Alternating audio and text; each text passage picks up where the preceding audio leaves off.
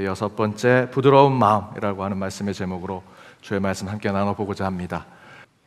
공동체라고 하는 책을 쓴 헨리 나우에는 이렇게 이야기한다, 인용해서 말씀드렸죠. 공동체는 깨어진 사람들인 우리가 모여 연약한 모습으로 열매를 맺는 곳이다. 깨어졌기에 열매가 자라서 맺을 수 있다라고 얘기합니다.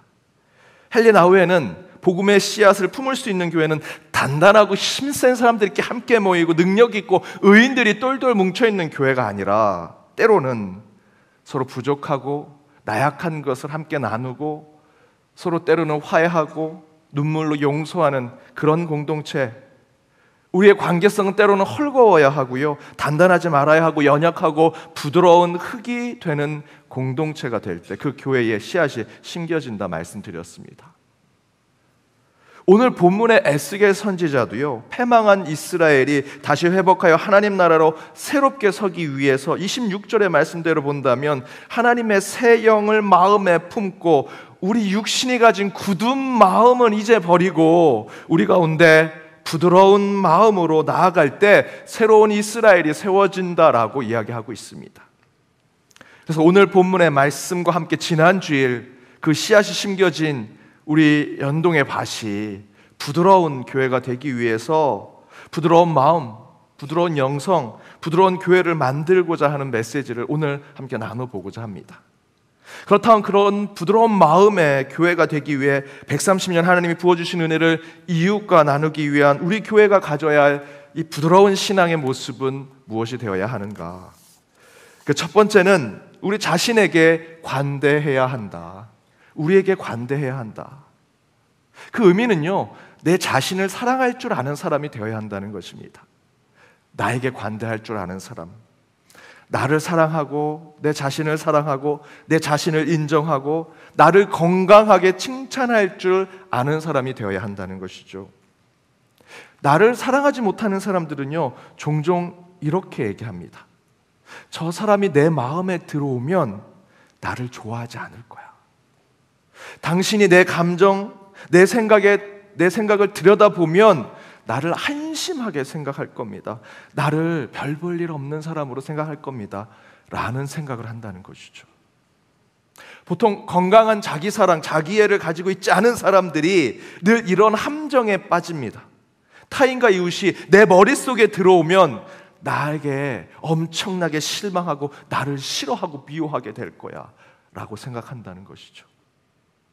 그런데 이렇게 자기 자신에 대해서 부정적이고 자기를 평가절하하고 자기의 비하하는 것, 자기 사랑이 없는 자들, 그러나 그들은요 거기에만 머물지 않고요, 자기 자신을 잘못된 관점으로 보고 판단하고 재단하는 것을요 자기에게만 돌리지 않고 타인과 이웃에게도 똑같은 관점을 가지고 생각하는 게 된다는 것이죠. 이런 사람들은 99가지를 잘해도 한 가지 실수를 하면 자기 자신에게 실망합니다. 자기를 평가절하고 자기를 비하합니다. 근데 거기에 머물지 않고요, 다른 사람도 작은 티끌을 보고 비난하고 정죄하는 그런 삶을 살아가더라라는 것입니다. 저는 우리 교회가 부드러운 마음의 교회가 되고자 한다면 먼저 자기를 사랑해야 남도 사랑할 수 있는 교회가 될 수 있다 생각이 듭니다.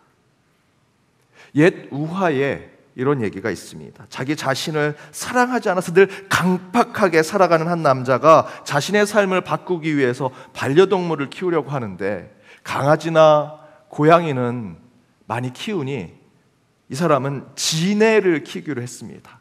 발이 많이 달린 지네. 그리고 어느 날 저녁 또다시 굉장히 자기 자신을 깎아내리는 그런 경험을 하게 됩니다. 그렇게 괴로워하고 속상해서 그 지네에게 말을 걸어봅니다.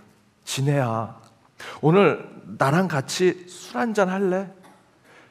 밖에 나가서 나랑 산책 좀 할래? 나 좀 위로해 주러 밖에 나가볼래? 또 물어보고 또 물어보고 또 물어보는데 지네는 아무 대답을 하지 않습니다.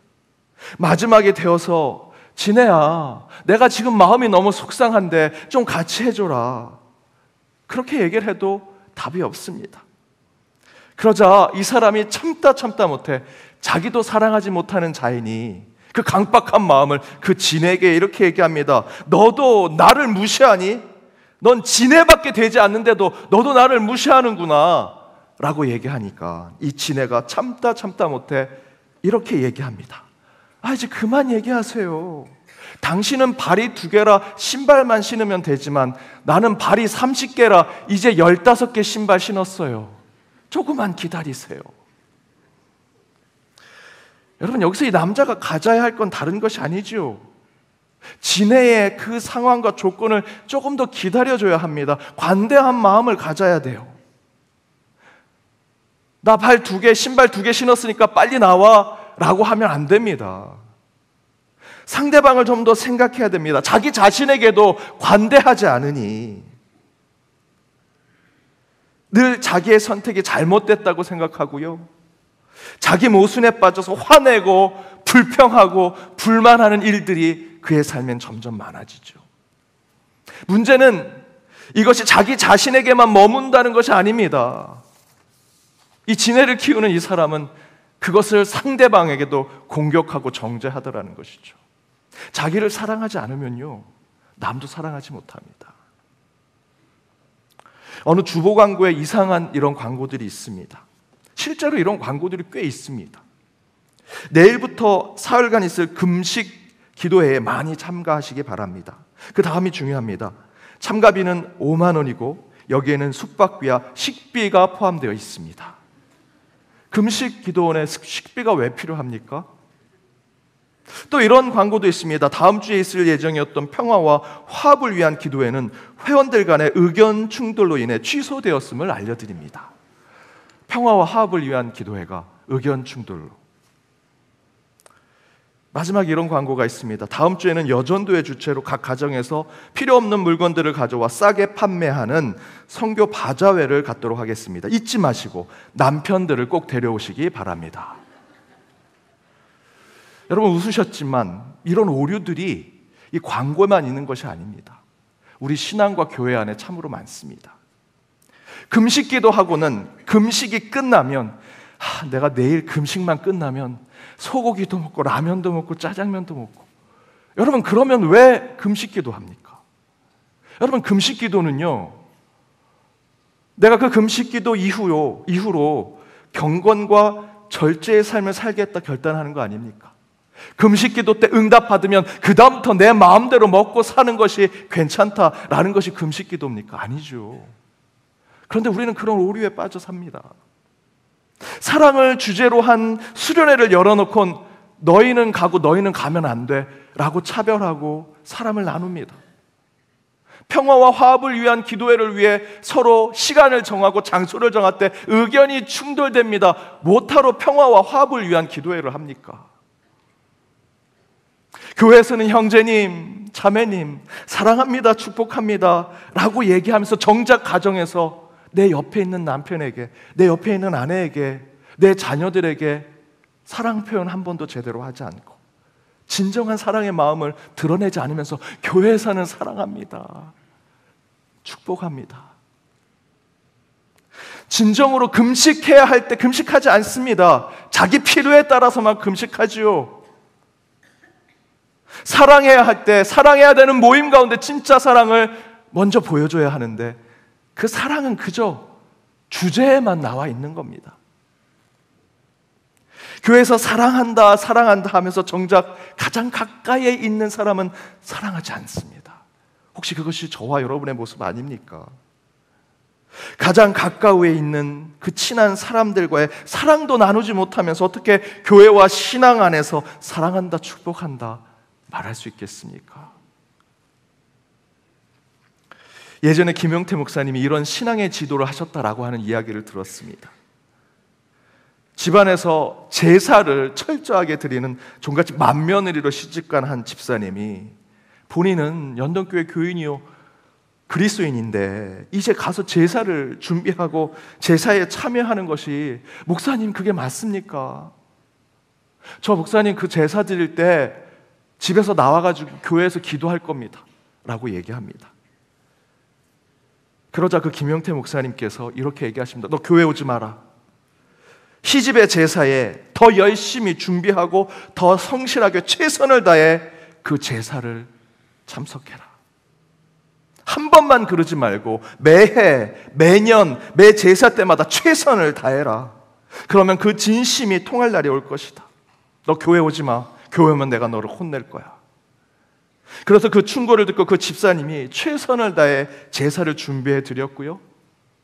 우리 신앙에 지킬 것은 지키되 모든 것은 다 최선을 다해 참여했습니다. 그랬더니 그 집안의 어르신이 다 돌아가시고 마지막 삼령상까지 치르고 나니 어머님이 부르시더랍니다. 그리고 그 어머님이 이렇게 얘기합니다. 야, 우리 이제는 제사를 기독교식으로 바꿔보자.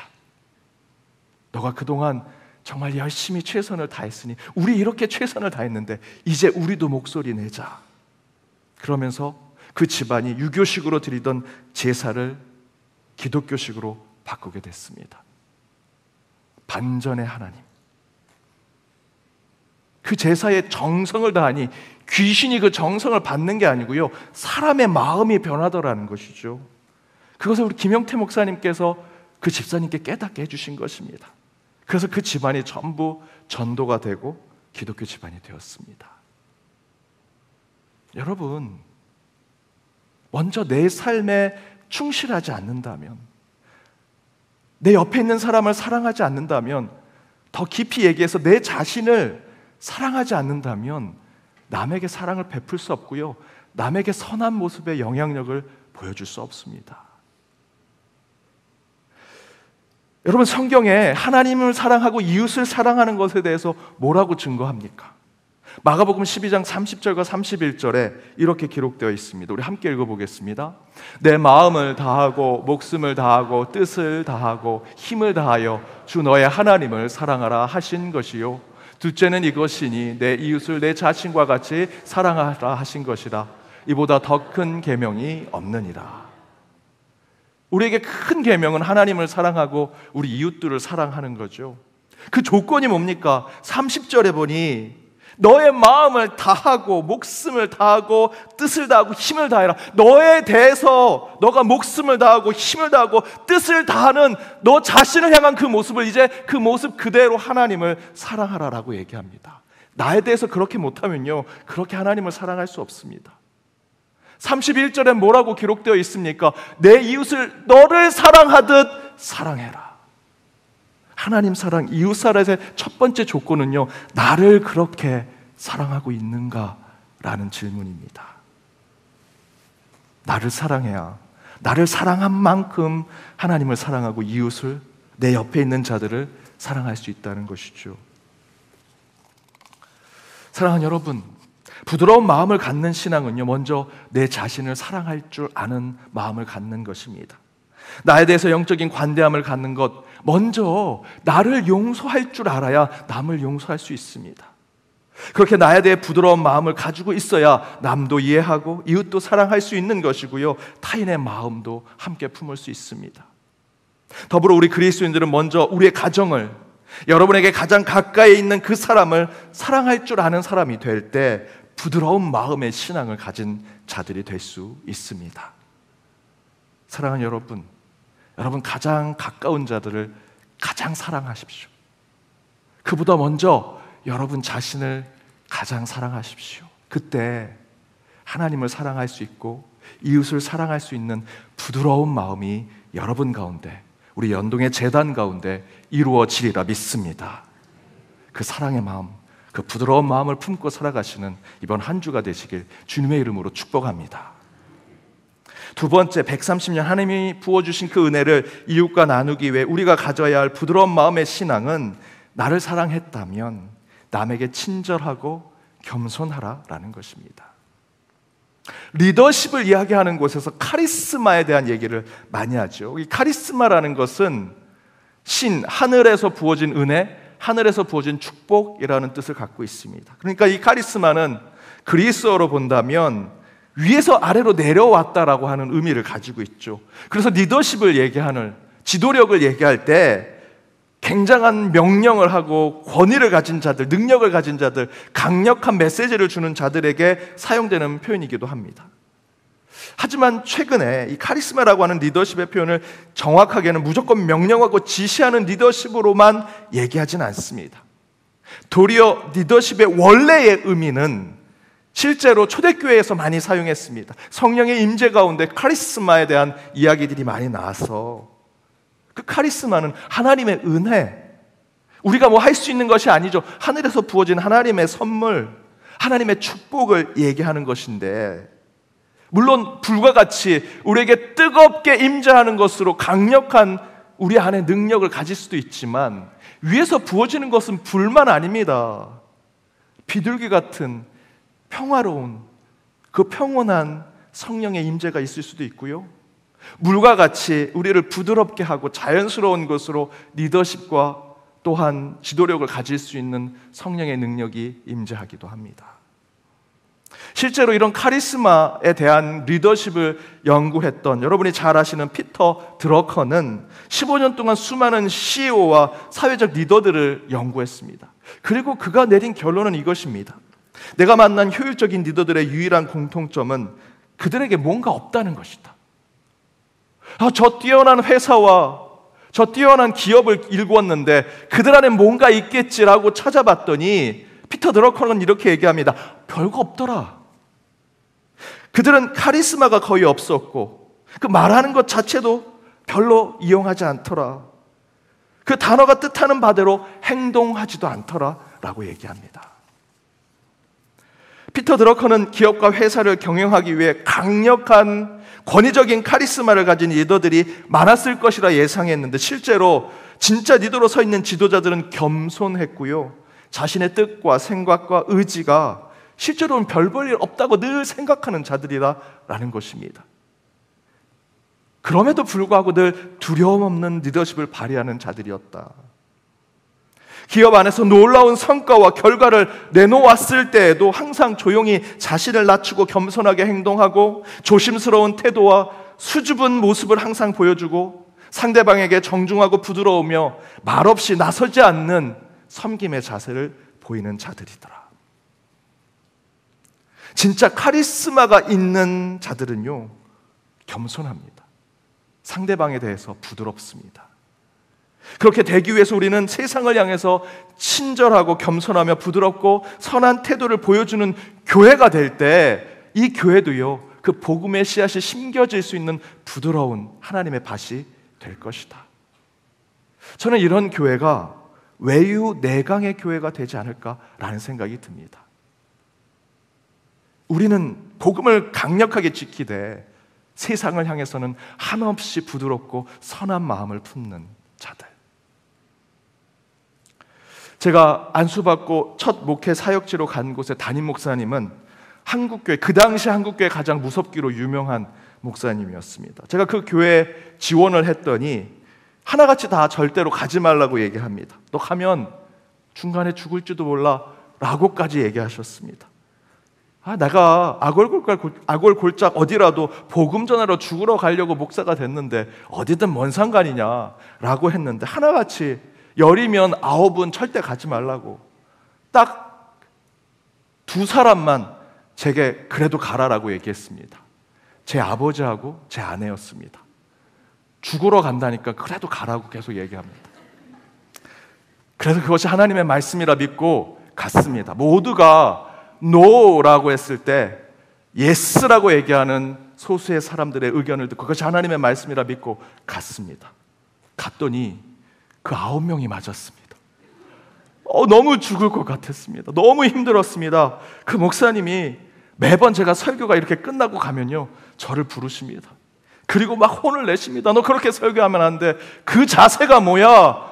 너 성경 말씀 그렇게 얘기하면 안 돼. 지금 제가 부드럽게 얘기한 거고요, 거기엔 육두문자가 들어가 있습니다. 뭐뭐 XX야 너 임마 이 자식아. 하루는 제가 그렇게 막 또 꾸중을 막 듣고 있는데 목사님 방에 전화가 막 울립니다. 저한테 막 육두문자를 쓰면서 혼을 내시는데 갑자기 전화를 딱 받으시는데 목소리가 180도 바뀌시더니 여보세요? 권사님 축복합니다. 무슨 일이세요? 라고 얘기하십니다. 방금 전에 저승사자와 같은 그 목사님은 사라지고 선한 양처럼 전화를 받으십니다. 실제로 이 목사님은요, 정말 엄하셨습니다. 부교육자들이 진짜 벌벌벌 떨었습니다. 제가 그렇게 훈련을 받았습니다. 그런데 그분은 항상 이렇게 얘기하셨습니다. 특별히 부교육자들에게.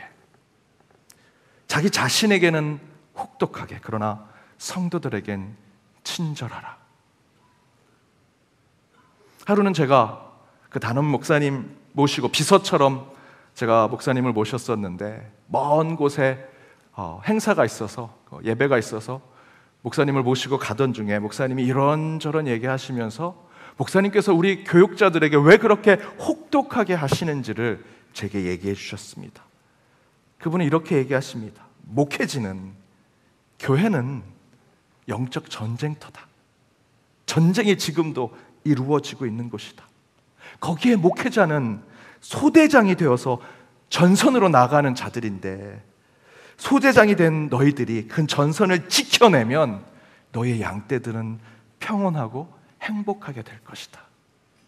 너희가 그 가운데 태만하고 게으르고 성실하지 못하면 너희의 양떼 수백 명, 수천 명의 성도들은 늘 고통과 아픔 가운데 살 것이다. 너희 자신에게는 혹독해라. 그러나 성도들에겐 친절한 목회를 해라. 그때 이후로 저는 외유 내강의 목회를 하겠다 결심했습니다. 그것은요, 우리 교회도 마찬가지고요, 여러분의 신앙도 똑같습니다. 우리 교회가 내적으로는 강직하게 복음을 지켜내고 사단으로부터는 이 공동체를 지켜낸다면 여러분 성도들은요, 쉼과 안식을 얻을 수 있습니다. 성경에 이런 말이 있죠. 마태복음 11장 28절에 30절, 여러분 잘 아는 말씀입니다. 우리 함께 읽어보겠습니다. 수고하고 무거운 짐진 자들아 다 내게로 오라. 내가 너희를 쉬게 하리라. 나는 마음이 온유하고 겸손하니 나의 멍에를 메고 내게 배우라. 그리하면 너의 마음이 쉼을 얻으리니 이는 내 멍에는 쉽고 내 짐은 가벼움이라. 수고하고 무거운 짐진 자들이 누구에게 가라 말씀하십니까? 우리를 위해 대장 되시고 그 전쟁의 모든 칼과 총을 받으신 예수 그리스도, 그분께 가면요, 저희는 쉼과 안식을 얻을 수 있습니다. 왜? 그분은 혹독하게 그 전선 맨 앞에서 싸우셨기 때문에 후방에 있는 우리의 삶의 자리에 있는 우리는 평안을 얻고 살아가는 것이죠. 이 말씀이 가능한 이유는요, 외유 내강의 신앙 때문이라 저는 믿습니다. 우리 교회 안에 복음은 강직하게 지키되 우리는 이 교회 안에 쉼과 평안함을 주는 교회가 되는 것. 사랑하는 여러분, 우리 연동교회가 그런 부드러운 교회가 되길 바랍니다. 먼저는 우리 자신을 사랑하고요, 우리 교회를 우선 사랑할 줄 아는 성도가 되는 것. 그리고 우리의 신앙과 복음, 믿음과 공의는 굳건하게 견실하게 지켜내되 세상을 향해서는 한없는 온유함과 부드러움을 세상에 보여줄 때 그 세상은 예수 그리스도로, 저와 여러분으로, 우리 연동교회를 통해 평안함을 얻게 되리라 믿습니다. 그런 교회가 되어 더욱 복음의 씨앗이 곳곳에서 풍성히 자라나게 하는 영원 전부터 세움받은 우리 연동교회, 여러분의 가정, 여러분의 신앙이 되시길 주님의 이름으로 축복합니다.